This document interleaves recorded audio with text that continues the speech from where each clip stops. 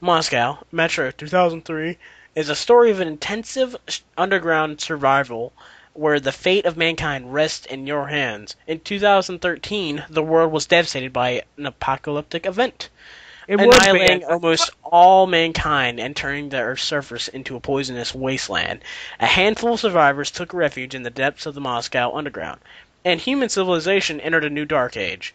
The year 2033, an entire generation has been born and raised underground, and their besieged metro station cities struggle for survival with each other and the mutant horrors that wait outside. You are Atrium, born in the last days before the fire, but raised underground.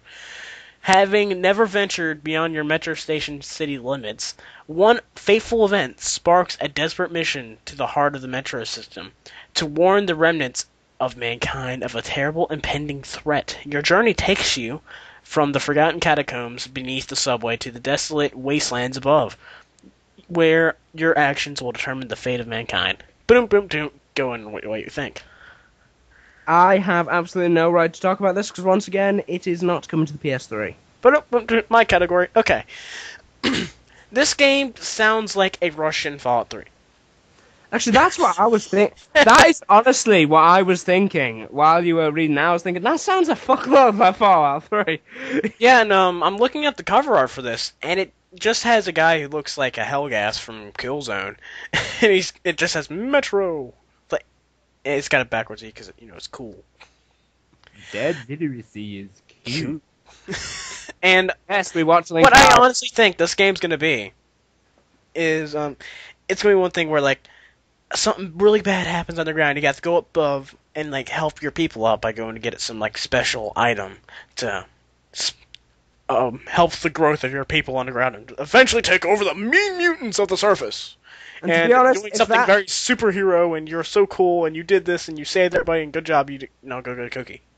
I'm sorry, but if that's what this game ends up, they have essentially copy pasted the Yeah, entire original story of Fallout 1. You know, because if you don't know, the story of Fallout 1 is, oh my god, the water chip's broken, you need to find another one or we'll all die. And you go out of the vault and you just have to look for it and come back. I hate the ending to that, because you go back, you give him the water chip, you've done everything impossible, and you're like, hey, look at me, I'm doing really good. You get the water chip, you go back to the guy, and he says, I'm sorry, but we cannot keep you here. You must go back into the waste. You're like, why? And he says, you will inspire more to leave. And so? Let them leave if they want. Yeah. Hello? Hello. Just letting you talk. Okay, another upcoming game, which I believe I had previously mentioned, was Heavy Rain. Mm. Which is my category, because it's only on PlayStation 3. Ha ha ha ha ha! Fuck you. Derisory laughter. For those of you who do not know, I am a huge fan, and I believe Mind is as well, a huge fan of the game Fahrenheit, or Indigo Prophecy in America. And Fuck the censors. Heavy Rain is pretty much it's a spiritual successor of Fahrenheit, but it doesn't have any of the supernatural elements, which is a godsend, because that was my only problem with Fahrenheit. Yeah, because you essentially turn into Neo at the very end of the game. Like, let's battle with water towers, because we're cool. Yeah, because it just sort of descends into this weird mind fuck of a game by the end of it. And Lucas kind of degenerates into a fish. You'll Yeah. get it if you've seen a picture of him at the end of the game. You won't if you just listen. Oh, Christ. He looks really weird at the end. But, Nice. Disturbing.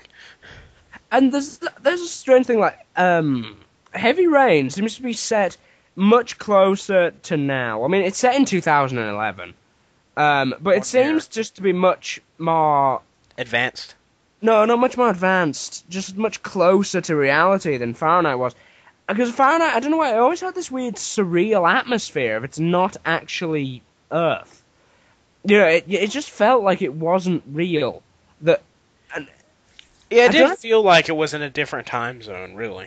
I don't know if that was the intention, but there was just something very sci-fi-ish about it, and I couldn't put my finger on it, because all the technology is more than possible now.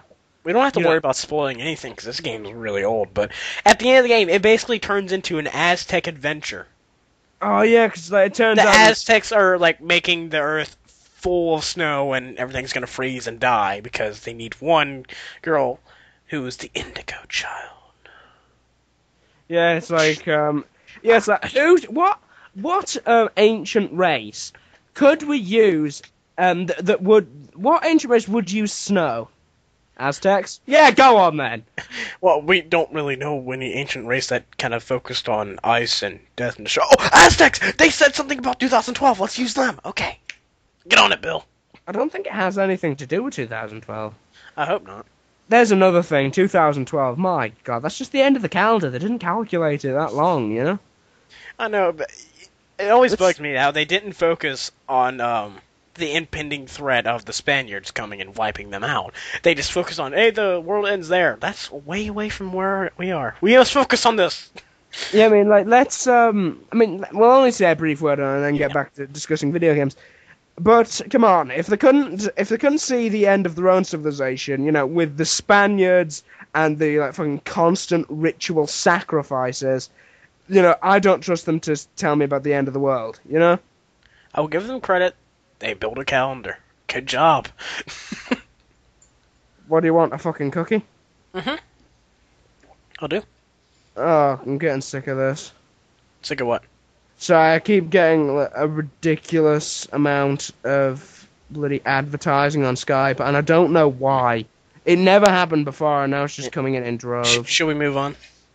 Yeah, let's move on. Alright, another new game. Battlefield Bad Company 2. One thing, I've only played the demo for the first Battlefield Bad Company, and I was very, very unimpressed. Yeah, so it seemed just to be a samey. The controls were very stiff. The only thing I would possibly even think about getting this game for was that the main characters are, sure they could be called minor characters, but the main characters, because they stick with you the whole game, were kind of funny. They weren't as funny as they were portrayed in the trailers. They really weren't. They were really, really tacky in the game. I'm trying to remember. It wasn't Bad... I'm not sure if it's Bad Company, but isn't that the game where pretty much everything's destructible? Yeah, like I think it is Bad Company. Like you can blow through walls and shit. Yeah, and that's it. That's really the main draw of that game. And why does the main character in Bad Company have a lisp? I'm Preston Marlowe, and I'm here in the B Company. And I'm everyone who isn't Dane Cook. That's very true. And, okay, what they say in this one. Get ready for the most spectacular FPS multiplayer experience ever. Of course they focus on multiplayer, because fuck the story. Actually, there's some I've Bad noticed. Company 2 brings the spectacular Battlefield gameplay to the forefront of next-gen consoles and PC. Featuring best-in-class vehicular combat set across 8 huge sandbox maps with... Okay, they're just going to focus on the multiplayer, so I won't even bother reading it. Actually, there's something else I've noticed. FPSs nowadays seem to be almost entirely about multiplayer. I mean, it's going to be the death of an entire genre of video games when it only focuses on multiplayer and nothing else. I mean, it's good to have one or two games that just focus on it, but come on, it's going to take over. I know, it's ridiculous. But I do think they need to make more co-op campaigns, because that's a lot of fun to play with your friends. Yeah, but let's just talk about an FPS that isn't focused on multiplayer. BioShock 2. But they have included multiplayer in it. But the multiplayer is good, but it focuses on the game, on the story. So don't worry about that. Yeah, I've played the multiplayer. It's substandard. Simply because it's playable, but once again, it feels tacked on. But I have one complaint about the multiplayer. When you play it online with your friends and stuff like that, it is very laggy. I mean, even if the connection on everybody reads green and they all have really good signals, it will still glitch out a bit where you just kind of like, oh, let me teleport there. I'm not moving anywhere. Why not? Because it's lagging. And it would just really get pissed off. I would get pissed off because I would use this new move, Plasmid, you get called Aero Dash, where you just, kind of charge forward. And whenever you use this in a multiplayer game, you charge forward a bit, then get drawn back to where you were because it was laggy. And that just kind of really pissed me off. But let's avoid the multiplayer and just talk about, the single player experience, what the game is actually, designed for. Take it away.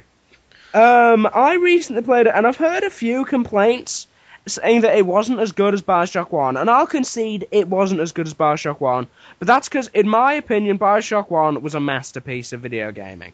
It had an amazing storyline, amazing characters, amazing political undercurrents as well. Some very deep political satire was going through that entire thing, with Andrew Ryan as this sort of ridiculously over-capitalist guy, who, and oddly enough, had one of the best virtual characters, one of the best video game characters for quotes.